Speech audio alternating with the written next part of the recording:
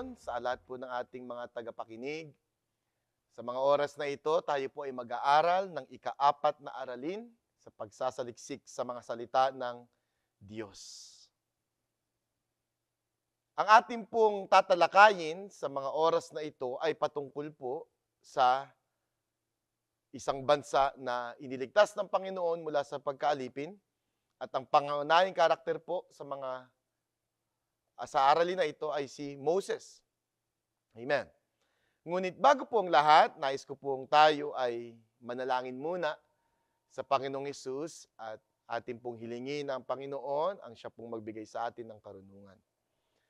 Panginoong Hesus, kami po ay nagpapasalamat sa mga oras na ito na iyo pong pinagkaloob sa amin. Dalangin ko, Panginoon, na ibuhos mo ang iyong mapagpalang langis, pagpupuna sa bawat isang nakikinig, at siya rin naman, Panginoon, sa iyong lingkod na magdadala ng salita.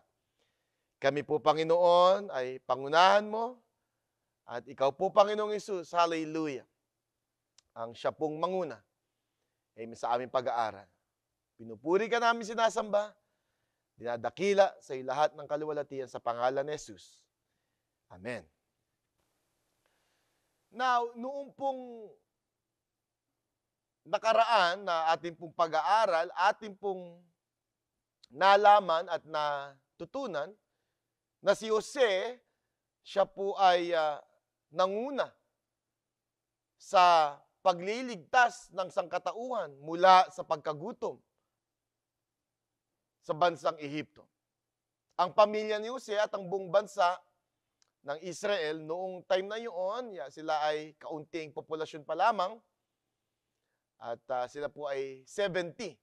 Pero nung sila ay tumagal sa bansang Ehipto, sa lugar ng Goshen, sila po ay umabot ng milyones. At nung sila po ay dumami, sila po ay napasailalim sa isa pong parao na hindi nakilala si Jose. At ang ginawa ng parao, nung nila ay nakita na ang mga anak ni Israel ay lumalakas at sila po ay tila baga nangunguna sa larangan ng maraming bagay, mga kapatid, medyo naging threat ang bansang Israel sa bansang Ehipto at sa mga leaders, sa mga namumuno. At sabi nila, gawin natin silang alipin. At ito, inalipin ang bansang Israel. Now, sa panahon na pagkakaalipin ng bansang Israel, sinabi ng Biblia na ang mga anak ni Israel ay tumawag sa Panginoong Diyos sa about 400 years of slavery. Daan-daang taon na sila po ay nalipin ng bansang Ehipto, mga anak ng Israel.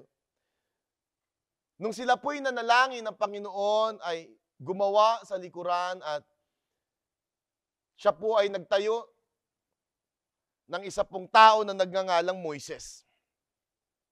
Sa Exodus chapter 2, verse 2 to 10, buksan po natin ating mga Biblia, Exodus, Kapitulo 2, versikulo 2. And when she could not longer hide him, she took for him an ark of bulrushes and daubed it with slime and with pitch. And put the child therein, and she laid it in the flags by the river's brink. Dito po, mga kapatid, makikita natin na si Moises ay inilagay po sa isang basket ng kanyang kapatid at ng kanyang mga magulang. Dahil po sa panahon na ito, ay nagkaroon ng persecution sa bansang Ehipto. Ang persecution, sabi ng parao, patayin lahat ng mga anak na sanggol na lalaki. Panahon na ito, si Moses ay natempo na kapapanganak pa lamang. At upang iligtas si Moises mula sa kamay ng mga Egyptian at mga sundalo ng Ehipto, sila po ay gumawa ng isang basket at pinaanod ang basket ito sa ilog, mga kapatid. At nakita po ng isang prinsesa na anak ni Parao. At kinukup niya ang bata. At si Moses, mga kapatid, ay lumaki po sa palasyo. Sa paglaki ni Moises sa palasyo, siya ay humantong sa wastong gulang. At isang araw, nakita niya na ang mga anak na Israel na sa kanyang pagkakaalam. Bilang ang kanyang naging nurse ay ang kanyang kapatid at ang kanyang nanay, mga kapatid, ay siya ay natuto na siya rin ay isang Hebreo. Nakita niya na ang mga Hebreo, mga anak ng Israel, ay pinarurusahan at isang araw, sa kanyang galit, mga kapatid, pinagtanggol niya ang isang anak ni Israel at napatay niya ang sundalong Hudyo, ang oppressor. Dahil dito, naging dahilan ito na isang araw, habang si Moses ay umaawat sa dalawang tao na nag-aaway, sabi niya, papatayin mo rin ba kami katulad ng ginawa mo sa isang sundalong Ehipto? Nalaman ni Moses na it's just a matter of time. Kumbaga, bago po siya ay masukol at mahuli sa kanya pong karumal-dumal na ginawa na pagpatay sa isang sundalo. O sa isang Egyptian man. Si Moses po ay lumikas at tumakas sa lugar, mga kapatid, sa disyerto. At napadpad po siya sa lugar ng Midian. At doon sa Midian, mga kapatid, doon na po siya nakapag-asawa. Doon na rin po siya nagkaroon ng pamilya.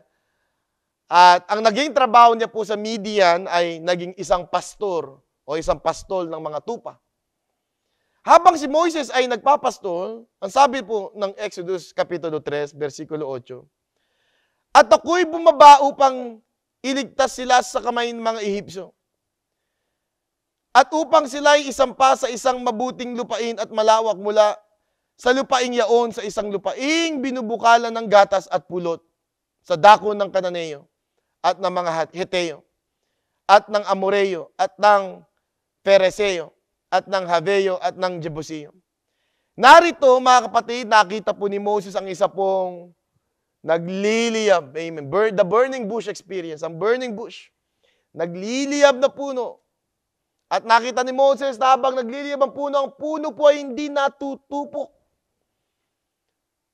At nagsalita ang Panginoon mula sa nagliliyab na puno. Hubarin mo ang iyong sandalyas, sapagkat ang lupang iyong kinatatayuan ay isang banal na lupa. Hinubad ni Moses ang kanyang kasandalyas at nakipagtipan siya sa Panginoon at inutusan ng Panginoon na bumalik sa Ehipto. Sabi ni Moses, bakit ako? Hindi ako marunong magsalita. Meron siyang stuttering problem si Moses, mga kapatid. O sige, papadala ko kasama mo si Aaron ang iyong kapatid. Pumunta sila sa Ehipto, bumalik sila. At ang sabi ni Moses, Parao, pinag-uutos ng Diyos na iyong pakawalan ang bansang Israel. Iyong pakawalan ng mga anak ni Jacob, ang mga Hebreo. Pero si Parao ay nagmatigas. At sa pagmamatigas si Parao, mga kapatid, ang Panginoong Diyos sa pamamagitan ni Moses ay nagpadala po ng 10 salot. Ang 10 salot ay binubuo po ng una, ang tubig ay naging dugo. Ngunit si Parao ay still, hindi pa rin po siya, nagmatigas siya. Ang kanyang puso ay matigas at ayaw niya pa rin sumunod. At pakawalan ang bansang Israel at ang mga Hebreo. Sumunod na salot, nagpadala ang Panginoon ng mga palaka. Puno ng palaka ang Ehipto. Dadayain niya si Moses, sige Moses, pakakawalan ko na. Pero babaguhin na naman niya, hindi na lang pala. So, gagawin naman ni Moses, pakawala naman ng bagong salot. Ang pangatlong salot, kuto. At ganun pa rin, the same story. O sige Moses, tagalin mo na yung mga kuto, pakakawalan ko na. Hanggang sa dumating ang mga langaw, pang-4 na salot. The same story. And then, pang-5 salot, ang mga baka ng mga Ehipto ay namatay. So, kung mahilig ka sa steak, mga kapatid, amen, walang steak. Patay ang mga baka. Sumunod, pang-6 ay ang mga bukol. Nagkaroon ng bukol, mga kapatid. Hindi ko alam kung anong klaseng sakit ito, but boils in their skin. And then, ang graniso. After ng graniso, mga kapatid, umulan, ang balang naman, napuno rin ang kalawakan, mga kapatid. After noon ay nagkaroon ng kadiliman, pang-9 na salot. Hanggang sa, ayaw pa rin pakawalan, hanggang sa pang-10, pinatay ng Panginoon, kinuha ng Panginoon lahat ng panganay na anak ng mga taga-Ehipto.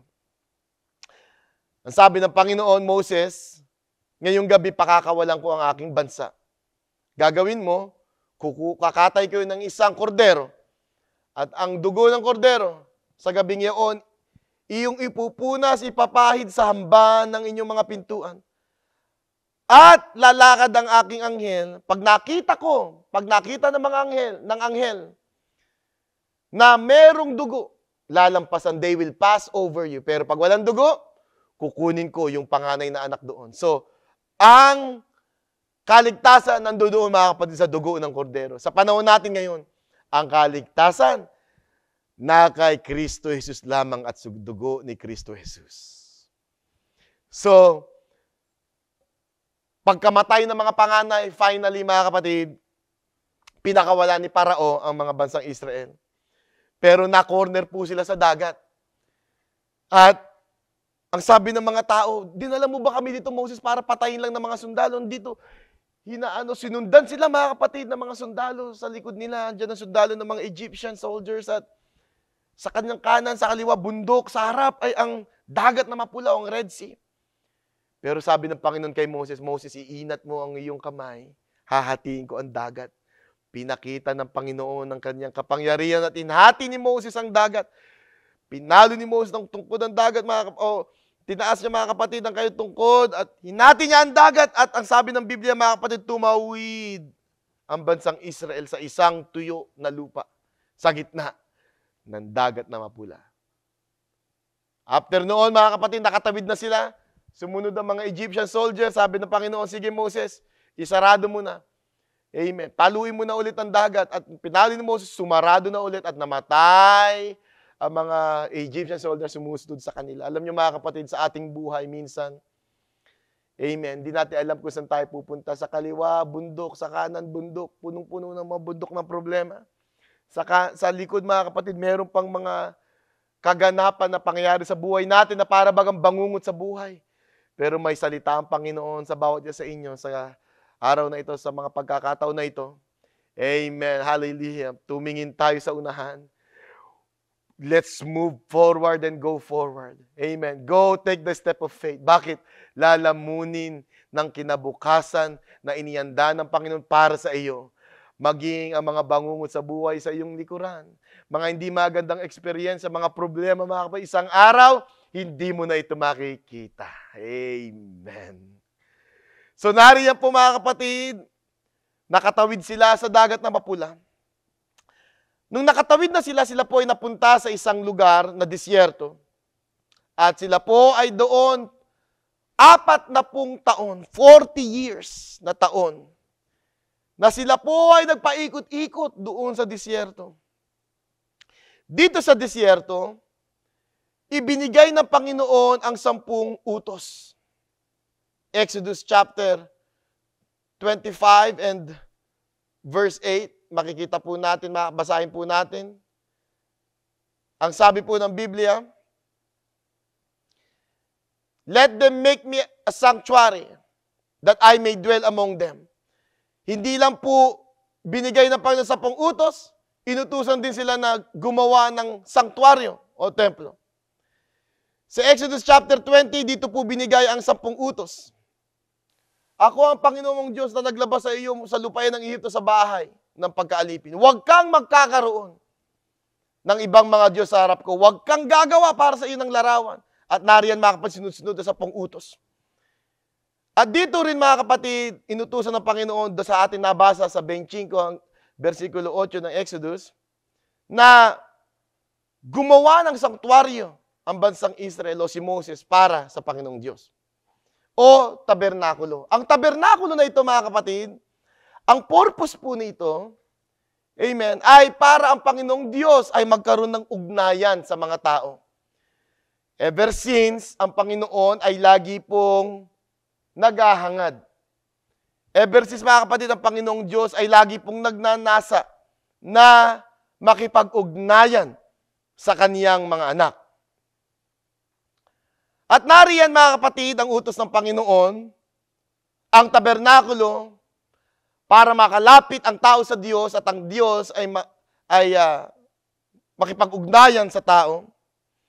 Ibinigay niya, mga kapatid, diyan po sa chart, makikita natin, sa labas ng templo, ang brazen altar. At ang laver, mga kapatid, brazen laver, na kung saan naguhugas ang mga Libita at ang mga ministeryo ng Panginoon na gumagawa ng alay, nagbibigay alay. Sa brazen altar naman, dito po sinusunog. Amen. Ang mga hayop at mga hain, ang mga alay. And then, dito po sa chart, makikita natin, pag pumasok sa tabernakulo, makikita natin dito ang tatlong sangkap ang tatlong furnitures ng tabernakulo. Andiyan po ang candlestick, andiyan po ang table of shewbread, at nandiyan din po, mga kapatid, ang altar of incense. Now, yan po ang tinatawag na inner court.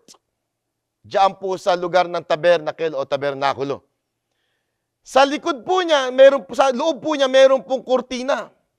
At sa likod ng kurtina, nandiyan ang pinakahuling sangkap o pinakahuling furniture.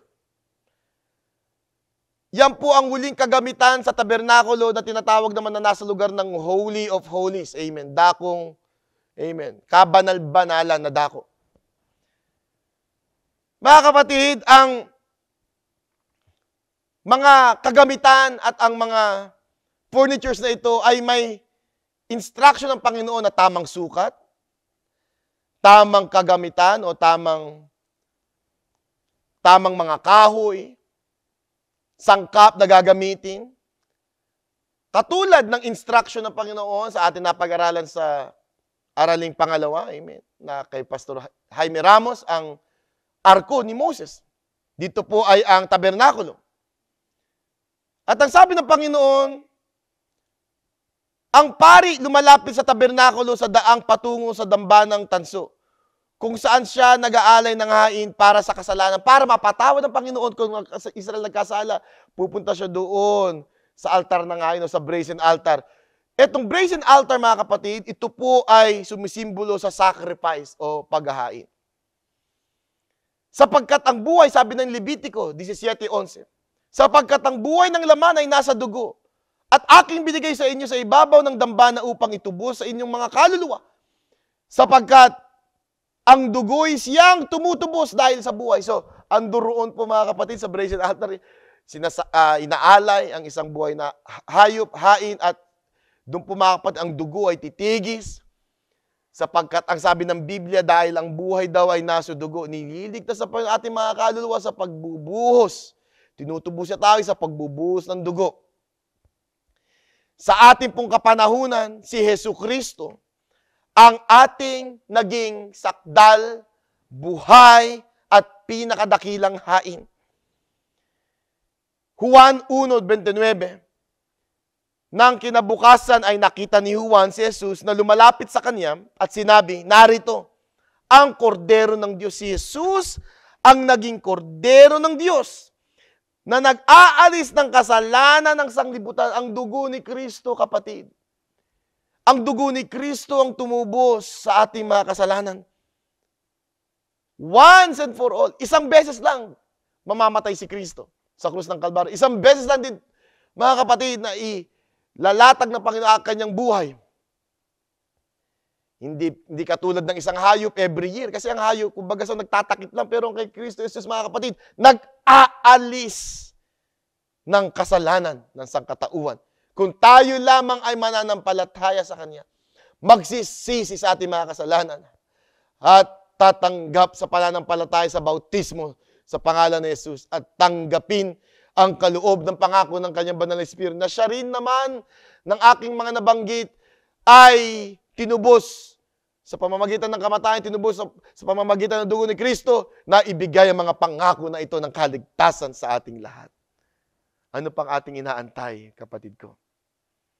So itong tansong dambana na ito, o ang altar ng hain, brazen altar, mga kapatid, ang lugar ng pag-aalay. Si Kristo, mga kapatid, ang siyang naging alay.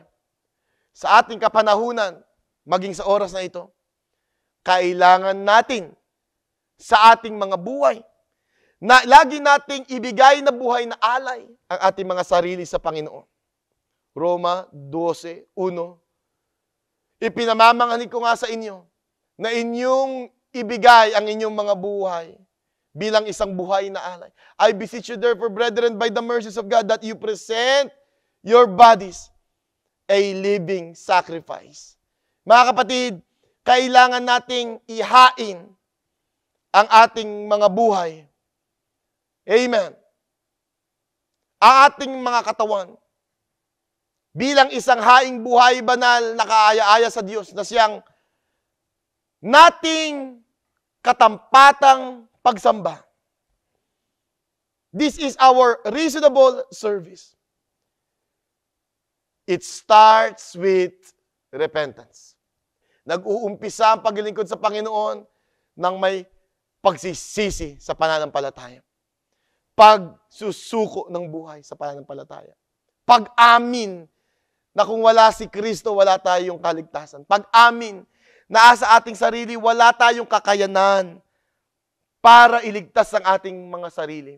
Wala tayong kakayanan para magtagumpay. Kailangan natin, mga kapatid, ng isang Savior o tagapagligtas, si Kristo Jesus. Now, after ng brazen altar, andyan naman ang brazen laver o ang hugasan. Diyan po ay may tubig. Ang pari, ang priest, ay maghuhugas sa brazen laver. Bago maglilingkod, mga kapatid, sa altar o papasok sa tabernakulo. Itong tubig na ito, mga kapatid, ay, ang sabi ng Exodus chapter 30 verse 20, pagka sila'y papasok o pumapasok sa tabernakulo ng kapisanan, ay maghuhugas sila ng tubig upang sila'y huwag mamatay. Pagka hindi sila naghugas, mga kapatid, sila'y mamamatay. O pagka sila'y lumalapit sa dambana ng mga siwa upang magsunog ng handog na pinaraan sa apoy sa Panginoon. Now, mga kapatid, ang tubig ay napakahalaga. Sa ating pong kapanahunan, sabi ng Marcos 16, ang sumampalataya at mabautismoan ay maliligtas. Ngunit ang hindi sumampalataya ay mapapahamak. Mga Gawa 22:16. At ngayon, bakit ka tumitigil? Sabi, mga kapatid, ni Ananias kay Pablo, magtindig ka at ikaw ay magbautismo at hugasan mo ang iyong mga kasalanan na tumatawag sa kanyang pangalan, sa pangalan ni Jesucristo. Ang tubig, bautismo sa tubig, kapanganakan na maguli ay kailangang mangyari sa ating mga buhay. Yan po ang brazen laver. After noon, papasok po siya doon sa tabernakulo ang mga pari, ang mga ministeryo ng Panginoon, upang dito, mga kapatid, sa gintong kandeleryo o sa candlestick, ang sabi ng Biblia sa Juan 8:12, na itong candlestick na ito ay sumisimbolo ng ating buhay. Muli ngang nagsalita sa kanila si Jesus na sinasabi, ako ang ilaw ng sanglibutan. Ang sumusunod sa akin ay hindi lalakad sa kadiliman, kundi magkakaroon ng ilaw ng kabuhayan. Si Kristo ang naging ilaw ng sanglibutan. Therefore, mga kapatid, we need to let our light shine before all men, that they may see our good works. Kailangan din nating magliwanag sa sanglibutan bilang mga tagasunod at anak ni Kristo Jesus. Ang candlestick, mga kapatid, kailangan laging may ilaw. So ang mga Levita at ang mga naglilingkod doon sa loob ng tabernakulo, sila po ay magre-refill doon po sa candlestick ng oil para tuloy-tuloy. They're not supposed to offer strange fire, but only the fire that's forever burning. Amen. Tanging apoy lamang mula sa Diyos ang pwedeng tanggapin. Ang sumunod na kagamitan ay ang tinapay o table of shewbread, dulang ng tinapay na handog. Ang Panginoon, hindi lang siya ang ilaw ng mundo. Sabi ng Panginoon sa Juan 6:21, ako ang tinapay na buhay na bumabang galing sa langit. He is the bread of life. At ang tinapay na ito, mga kapatid, kailangan araw-araw fresh. Now, sa ating po mga buhay, mga tagapakinig, Kailangan araw-araw nagbabasa po tayo ng Biblia. Nagbabasa tayo ng Bible. Sapagkat ayon sa Mateo 4:4, ang tao ay hindi nabubuhay sa tinapay lamang, kundi sa bawat salitang namumutawi sa bibig ng Panginoong Diyos. Hindi tayo nabubuhay sa mga pagkain pisikal lamang. Amen. Kung mahilig kayo sa chicken adobo, hindi tayo nabubuhay sa chicken adobo lamang, mga kapatid. Kailangan natin ang salita ng Panginoon. Kaya kailangan natin, mga kapatid, ang church makapagsimba. Sapagkat dito tayo naaaralan, kailangan natin dumalo ng mga Bible study, prayer meeting, sapagkat narito, mga kapatid, mga spiritual na pagkain natin. Upang tayo ay hindi maghina spiritually o magkasakit. O pwede natin ikamatay, spiritually speaking. At tayo magliwanag at tayo ay laging kumain ng salita ng Panginoon. Sa pangatlong kagamitan, nariyan naman po ang dambanang suuban o ang altar of incense. Ang apoy dumating mula sa dambana ng sakripisyo, galing doon po sa brazen altar, dadali naman dito, at diyan po, mga kapatid, ang insenso ay magiging mabagong samyo. Kasi, mga kapatid ko, pagka may pag-aalay, pagkatay ng hayop, andun ang mga dugo, medyo hindi maganda ang amoy nun. Pero ang insenso, natatalo. At yung ilaw naman, dito candle, sige naman nagbibigay ng ilaw. Na unang Pedro 2:9, sabi ng Biblia, datapwat kayo'y isang lahing hirang, isang makaharing pagkasaserdote, bansang banal, bayang pag-aaring sarili ng Diyos upang inyong ipahayag ang mga karangalan niyaong tumawag sa inyo mula sa kadiliman hanggang sa kanyang kagilagilalas na kaliwanagan. Ang Panginoon ang tumawag sa atin, mga kapatid, mula sa kadiliman upang tayo po, mga kapatid, ay maging magandang patotoo at tayo, mga kapatid, ay isang maging mga henerasyon ng Panginoon pinili na magliliwanag at magiging espesyal, hinirang, mga kapatid, na tao. Pagka tayo naglingkod sa Panginoon, tayo ay tinatawag na hinirang. Pinili. Mga kapatid, dahil dito, kailangan ng tao na hinirang laging nananalangin.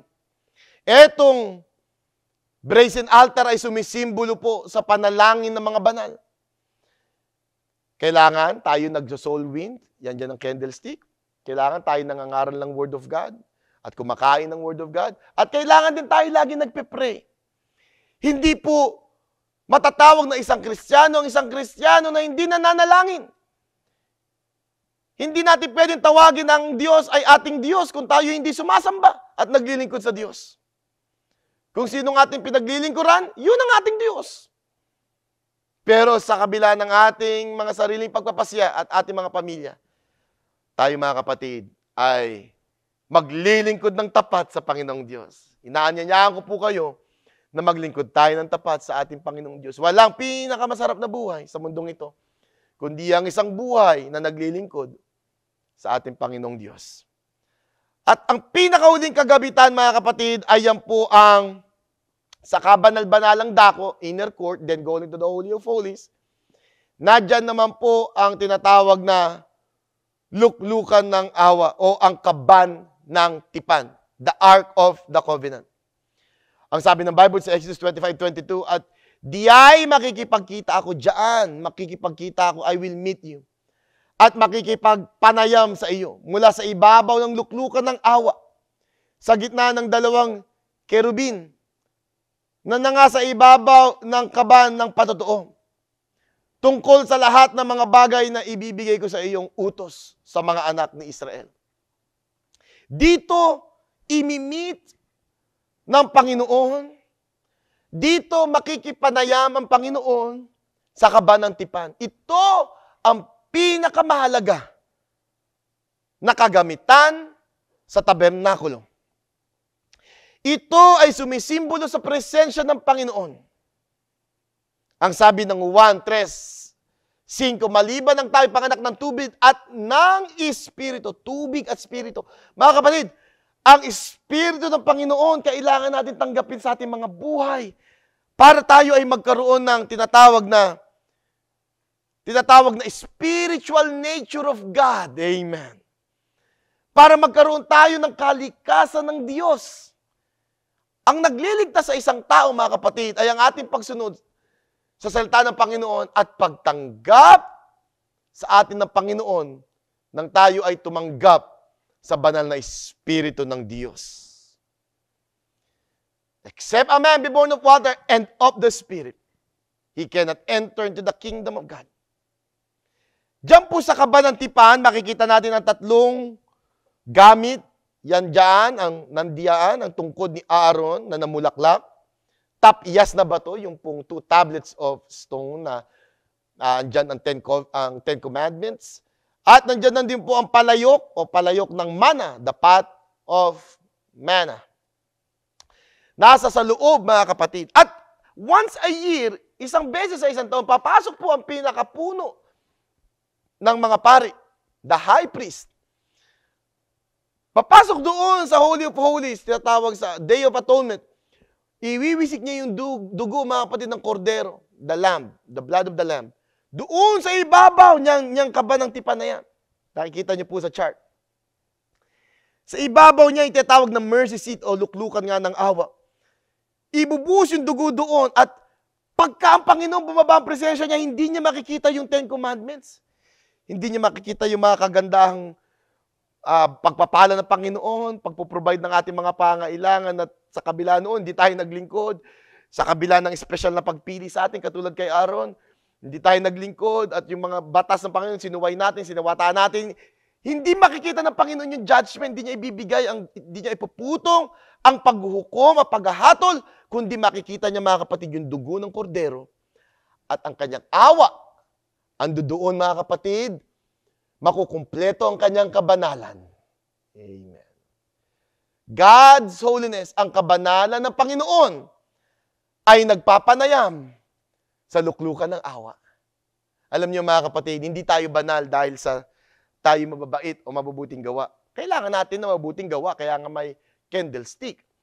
Pero, ang nagpapakabanal po sa atin ay ang banal na Espiritu ng Panginoong Yesus na kailangan natin tatanggapin at kailangan tayong marirenew araw-araw, for we are saved by the renewing of the Holy Ghost.